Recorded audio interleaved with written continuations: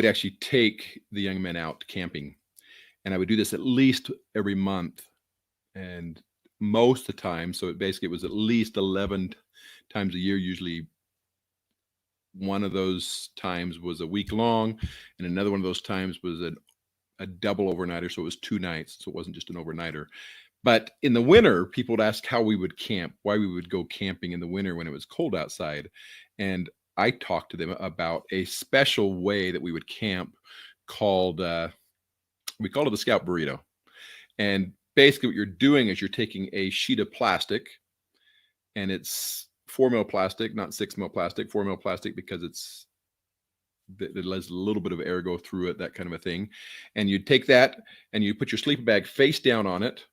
Then you'd put newspaper or nylon cloth over it. Then you put a pad on top, and then you'd fold the plastic, and so that it would do it, and then flip it over. Now the sleeping bag's facing up, but you're closed in a plastic tube, basically. And what we would do is we'd have the boys sleep inside these plastic tubes. And you're going, okay, wait a second. Why do you even let this happen? Why is that safe? Is that what they should be doing? And the truth is, I would do this every year, and the boys would always do it, and they would comment on how this was the warmest way they've had ever slept on a winter camp out. It was. I've tested a lot of different ways of camping, and this is this warmest way to sleep in the winter. And number two, the parents, especially the mothers, would allow me to take their boys and do this. This is 11, 12, 13-year-old boys that we'd take doing this, and they would sleep overnight, and they would sleep well if they did it right, and we'd make sure they did.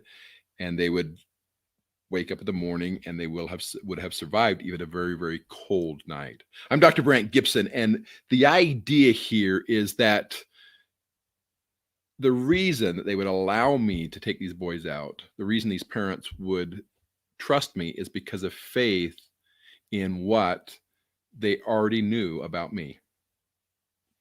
They had faith that I would bring their boys home safely. They had faith that I would make sure that it was done correctly, that they would have a good experience. And they knew that I would put the safety of their boys above everything else.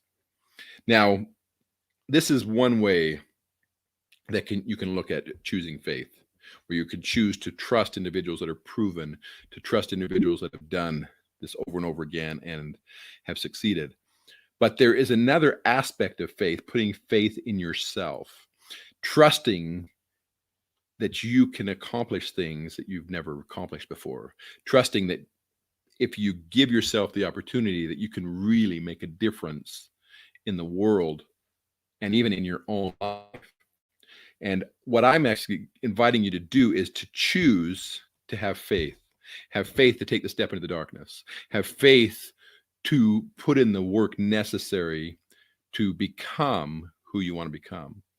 And through this, being deliberate in choosing your faith, being deliberate in saying, I'm going to become who I want to become, even being deliberate in exercise or being deliberate in how you eat or whatever, you can actually change your life one simple step at a time.